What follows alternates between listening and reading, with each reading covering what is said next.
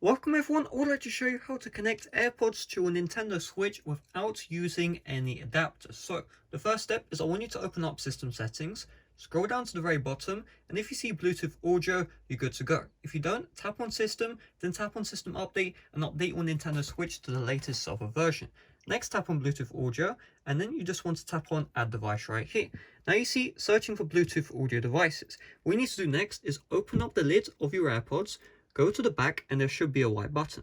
I want you to hold this down until the LED at the front turns white and it starts blinking. Once it starts blinking, release the back button and give it a couple of seconds. The Nintendo Switch does take quite a while to actually recognize your Bluetooth devices. Therefore, you may need to wait up to a minute for your AirPods to be recognized by your Nintendo Switch. So you can see that took around 20 seconds or so. And you see right here, select the Bluetooth audio device you would like to use, and you see my AirPods. Just tap on the AirPods, and you see right here, connecting to Bluetooth audio.